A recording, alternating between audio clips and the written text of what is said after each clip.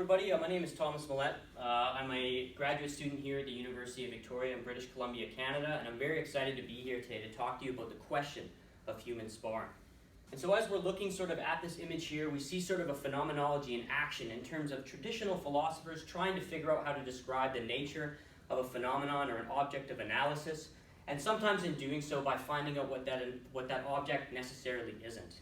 And so in conducting an MMA fight at the end and the climax of the study, I was able to sort of guarantee from an experiential and direct perception of a phenomenon what sparring definitely was not, right? And as you see here, you should know that I wasn't a fighter when I began this sort of accelerated descent into the MMA world, where I picked up roughly 7 to 10 hours of MMA training, Brazilian Jiu-Jitsu, no-gi grappling, judo, wrestling, and boxing and Muay Thai.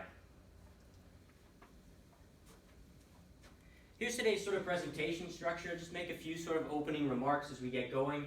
Looking quickly at Body and Soul, Loic Wacquant's book, Notes of an Apprentice Boxer, and sort of how it was fundamental in inspiring this project. We'll look at sort of how we want to adjust a bit of the footwork of Wacquant in terms of studying human sparring dynamics, specifically in MMA sociology and carnal sociology, and then looking at the sociological complexity of intensity and following sort of an analysis drawing back on a bit of Durkheim and looking at sort of what is sort of sacred about this human social activity.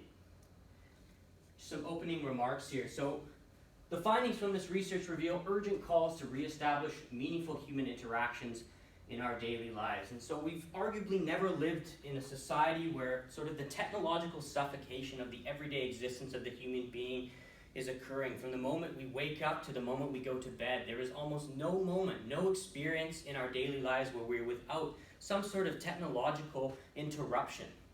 Human sparring, as long as, just like other sort of social activities that generate that electricity and intimacy and social trust, are one of sort of the last great sort of experiences of the human condition that allow us to experience what we really are. And I really love this photo.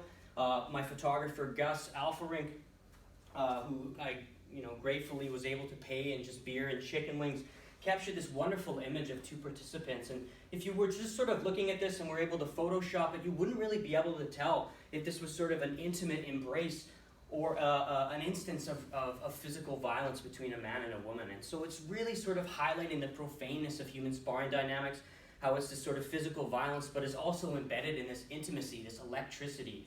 And sort of underlying this thesis and underlying this presentation today, really looking at sort of what Randall Collins in his book Interaction Ritual Chains talks about, and sort of this electricity of the microsociology and the importance in today's society. So why Zuma mixed martial arts? Well, very much like Loic Wacquant, I had no intention of actually choosing human sparring dynamics as my phenomenon of analysis in this MA thesis. Zuma Mixed Martial Arts is owned and operated by Adam Zuchek here. You can see sort of choking out somebody in a great sort of presentation of a jiu-jitsu technique. And I really love this photo as it really accentuates sort of the relationship of death in human sparring dynamics between humans as they sort of agree to face death together on a daily basis, and what this can do for our understanding of human mortality and human trust and cooperation. Right? So Zuma Mixed Martial Arts is an institution here in Victoria with roughly 150 students daily going in and out the doors. And so what brought me to Zuma Mixed Martial Arts, aside from having a modest background in boxing with no fights, only sparring of roughly 3 years training, was sort of this pull of human sparring. And what I would argue is what sort of pulled Loic Wacquant into the boxing gym, and what today is pulling carnal sociologists and MMA sociologists into the gym who are doing this in their ethnographies, right? This sort of nucleonic sacred human experience that's pulling us in and keeping us there. And what sort of led to the construction of an actual discipline of fighting scholars is, for me, and arguably the pull of human sparring in these combat spaces. So moving on to Body and Soul, Notes of an Apprentice Boxer, right? Wacquant was looking for a way to sort of study the habitus, right? The social, cultural, and historical context of Chicago's South Side Ghetto, and was looking for a way to sort of integrate himself into that community. And by becoming a boxer, Loic Wacquant was able to pick up sort of the historical connections attributed to this sort of area. And armed with the theoretical work of Pierre Bourdieu and looking at the habitus and the way that social and cultural contexts sort of inscribe and imprint themselves into the human being, noting that there's no clear distinction anymore between objective and subjective realities, between things of mind, things of body, between structure and agency, that there's this ambiguity of the construction of what is the structural agent, and that we're not sure if it's the external sort of social institutions that are leading to what we are as human agents, or is there some sort of subjective and potential that's emerging that's either conscious or unconscious in sort of forming what we are and what we become, right? And so Wacquant was very clever in sort of inserting his body into sort of the matrix, as you will, in order to pick up the things that you cannot normally pick up through everyday consciousness, and using the body as a tool of inquiry and sort of deconstructing these hidden social and cultural contexts of Chicago's South Side ghetto. And this is sort of a great little photo that was captured to represent the habitus, the boxing habitus, the structures that sort of imprint themselves through sort of this sort of training. And here, just with the participant working that Philly shell defense down low, sort of a favorite of mine. So the body is a tool of inquiry. What does this actually mean in the actuality of the human spar? For me, this is when combat must become an obsession. Before I began this project, there was no sort of, boxing was only sort of a secondary characteristic of the things I really love to do, besides academics and soccer. But in order to sort of study human sparring dynamics, it really must become something that you live, eat, sleep, dream, and have nightmares about. So we can see sort of in these images, in my sort of 1-year integration, where I was training, 6 out of 7 days a week, usually getting there in the morning and staying there to the evening. I did 4 jiu-jitsu competitions. I traveled to multiple gyms in North America.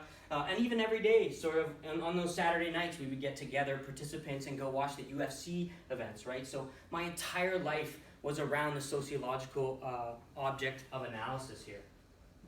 Ending with a Climax Fight in April 2019, so about a year integration. But what does it actually mean? Well, the human spar is sort of the epitome of the suffering, and I would argue the sacrificial being, as we'll get into later, sort of the primitive religious elements of human sparring dynamics, right? And we can see sort of these images here. These are images from after the fight. You can see sort of the black eye and the busted nose, the sunken face of the human being that's tasted the electricity of this interaction, right? And even sort of the climax of the actual fight itself. I actually broke my hand in the first round of my MMA fight and had to finish the last 2 rounds with a broken hand, and even had double vision in the last 2 rounds after he landed a really good right cross. My opponent sort of split into 2 or 3 people, and I remember thinking like, oh, this is so philosophically interesting, right before I sort of had to get back in there, even though I didn't really want to. And then sort of a syringe here representing the cauliflower ear that developed. I got really good at sort of draining my own ears in this process about 5 or 6 times per year. And also just walking around in constant pain, right? The amount of grappling that I was doing was just, there was an ache in my body, an ache in my bones, right? My bones and body had become accustomed to the life of sacrifice, right? And devotion to this craft. And in terms of adjusting the footwork of Wacquant, human sparring reveals itself to us as a unique epistemological problem for sociology and philosophy, where Bourdieu and the habitus isn't perhaps the best route for understanding the nature of this emergent phenomenon, something that Downey pointed to in his 2010 article on capoeira, right? So what we need to do is mitigate the distortions of perception. So Wacquant gives this beautiful articulation of when he first sort of does boxing sparring, as sort of the physiological sensations overwhelm his ability to actually interpret the nature of reality as he's doing it, right? And so this is a great sort of articulation of what sort of sparring generally does, whether I'm wrestling, doing Muay Thai, boxing, jiu-jitsu, no gi, right? If we reach sort of an intensity threshold that is bypassed, the physiological sensations become overwhelming, and now the sociologist is at a point where he has to observe the object of analysis from a state of reality that's very unlike everyday consciousness. So we need a philosophical route that can look at this. So I call this sort of the luxury of philosophical contemplation. If we can imagine for a second Descartes as he's writing his meditations to the piece of sort of a crackling fire in his nice gown and sitting down and thinking about the nature of human existence, he's doing so from a position of immense tranquility. Or if we imagine Merleau-Ponty as he's sitting on the riverbank watching the river flow elegantly as sort of the birds are chirping and the sun is embracing his cheeks, figuring out, the perception and the phenomenology of time from the human experience. It would be a lot different if we, threw Mallette into the river and asked him to construct his phenomenology while sort of being crushed by the waves, right? Being crushed. Furthermore, it would be even more difficult if Ponty couldn't swim. And so, as far as human sparring is concerned, we need sort of something that takes into account the physiological sensations inherent to the object of analysis, right? Because human sparring is radically subjective and experientially contingent. What that means is that every sparring interaction has something emergent happen within it. And also that it's experientially contingent, which means that the better you get, or the more or less experience you have, dictates your ability to mitigate the perception through deception. The better you get, the more you start to understand what is actually happening deceptive-wise. And it's really important to notice, it's not just that the physiological sensations elevate the heart rate and start to blur vision, as Wacquant pointed out, but you also are part of an object that is actually two subjects trying to form the other subject through deception itself. So my opponent is actually trying to literally deceive my perception of the nature of reality. And so to understand and mitigate this sort of philosophical complication, one has to become relatively competent in these arts to become a master of deception, if you will, which I by no means have gotten to that point, but through sort of my rigorous integration and my experience, I've started to understand and sort of be able to slow down time and space within this object-subject dichotomy and start to understand and see, right? And so I created a methodology that used sparring diaries for each individual participant that tried to capture the authenticity and diversity of the perspectives of human sparring while allowing our participants and co-reachers to come into being in their own right, to look at sort of the emotions, moods, dispositions in Heideggerian language that filters and colors the context of their sparring experience. That also takes into account the experience of their skill level. So just under here are a few theorists that are advocating the use of Heidegger and autoethnography. Which brings us on to the sociological primacy of intensity. So what is intensity? Well, intensity is sort of this threshold, right, that it happens, this electricity that causes these physiological sensations. So human sparring's intensity, a rigorous intensity, a rigorous human sparring is like that of the most intimate encounters. It provides human beings with the trust, bondage, and emotional sustenance that we need to live meaningful lives.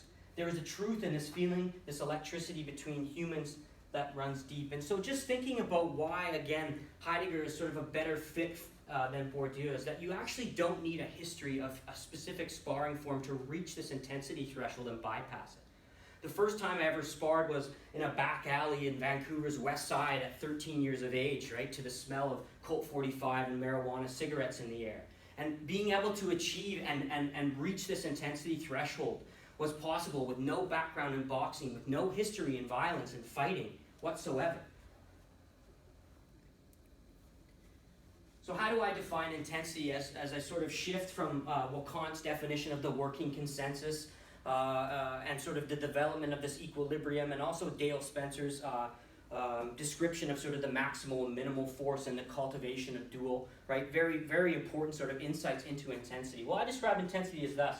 Intensity is the threshold that must be crossed in order to fulfill an originary need of the human to transcend everyday consciousness in the search of some force that is greater than themselves. However, it is a barrier that is only to be surpassed through purely elemental forms of human cooperation, faith, and trust. Such desires for transcendence, through often violent and altered states of perception, have always been essential for humans to access sacred feelings and moments of meaningful existence, and to really understand the nature of intensity and how old this feeling. Through violence, humans actually become closer to one another and develop cooperation, faith, and trust. You really have to go back to Durkheim's original text to see sort of the similarities in argument between what Durkheim is saying in Elementary Forms of Religion and sort of what's actually happening in sparring spaces, contemporary sparring spaces. Which brings us to the accessing of the sacred, right? I love this image here. You have sort of the disciples around the sacred one. Our heads are bowed. We're listening intently for that intimate knowledge of the one who can tell us sort of how to access what they have, right? And I've sort of put a little psychedelic effect here on it to sort of illustrate these states and altered states of perception that are inherent to this human social dynamic, and also sort of what we're seeing now in the contemporary space with MMA fighters experimenting with microdosing of psychedelics in order to get closer to their craft. So we're starting to see the primitive morphology that is emerging as we move through, right?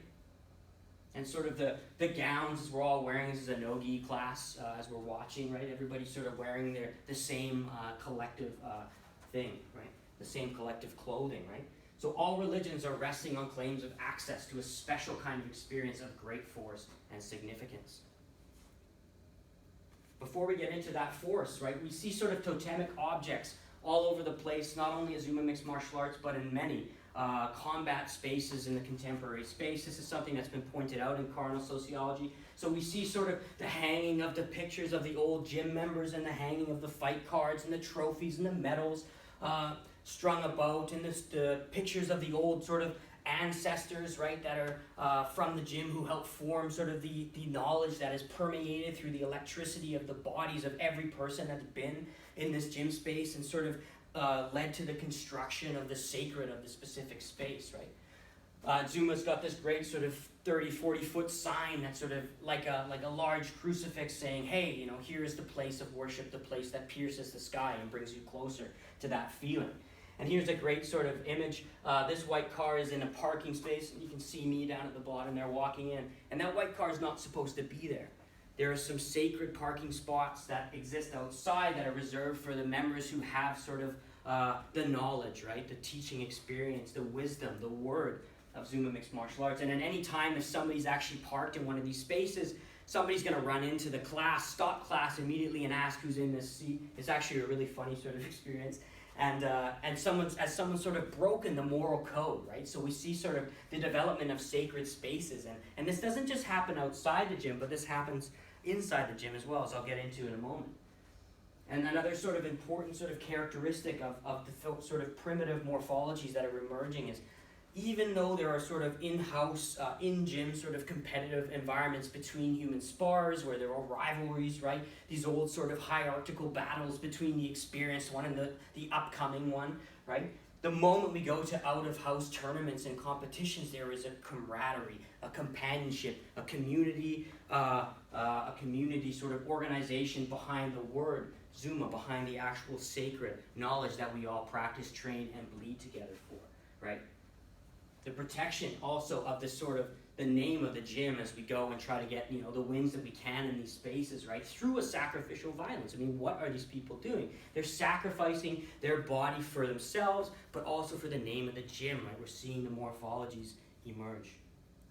So the journey of the spar, right? The passing down of knowledge and the sacred honor of being bestowed the privilege one day to actually teach. I remember a participant who's been training for roughly 10 to 15, about 12 to 15 years called me sort of almost in tears at how excited he was to finally be asked to teach a class. And we sort of celebrated that honor together, you know, being extremely proud and what a privilege to be bestowed, right? So we really sort of start to see this.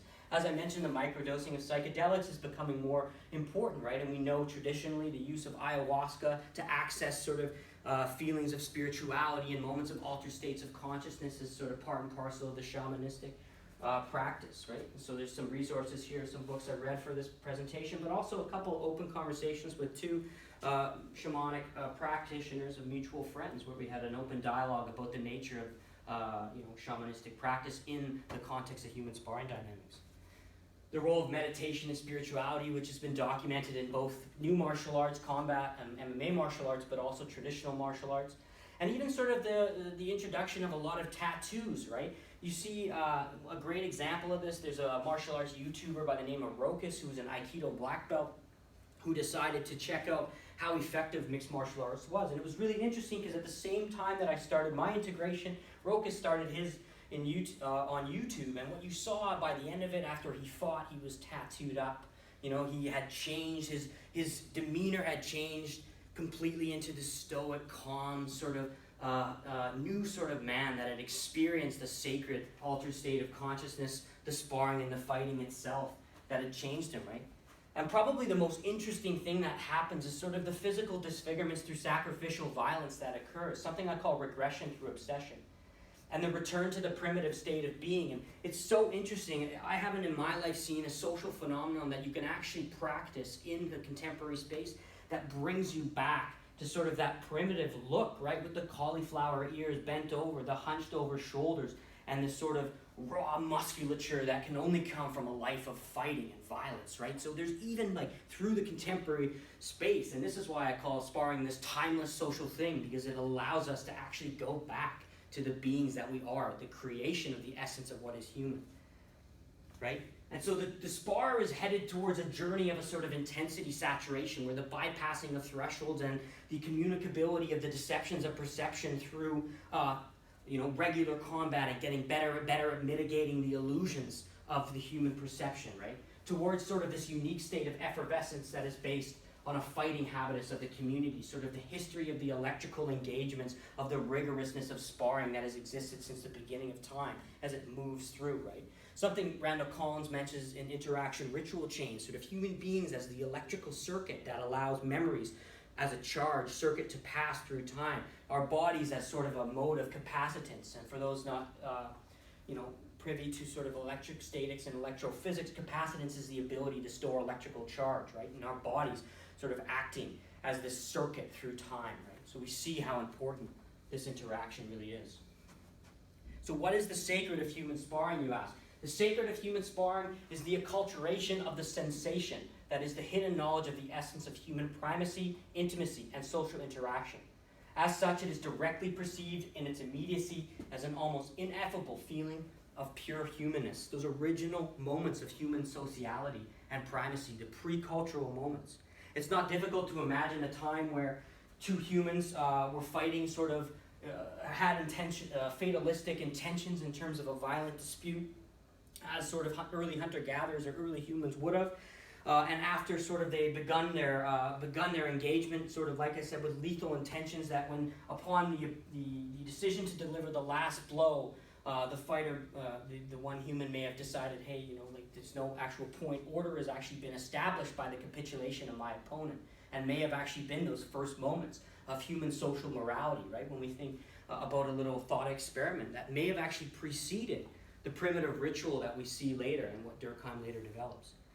So to continue the definition of the sacred, right? Such privileged admittance to that feeling, the state of effervescence of the sacred, that intensity saturation, is embedded in ancient methods of human sociality, such that the resulting states of effervescence are only accessible by developing a tolerance to altered states of consciousness, right? In the same way that shamanistic practitioners start with their ayahuasca journey, their devotion, their dieting, right? Just like the human spar, the sacrificial behavior, the taking of sacred plants to access the craft, right? When only in developing a tolerance they can one day be able to express that knowledge, but they have to go through hell. They have to go through sacrifice. They have to go through a metaphysics that is very, very old indeed. And when finally access, the spar experiences strong and unexplainable urges of ritualistic devotion and great personal sacrifice. And this is towards themselves, but most importantly to other humans as well. And that ultimately becomes their life obsession. And this is what accessing the sacred means, is that point where there is no return. That point in which you access the deceptions of perception, the intensity saturation, where you can never leave sparring. Like a moth to the flame, it becomes embedded in you. And arguably, the drive towards it was always there from the beginning.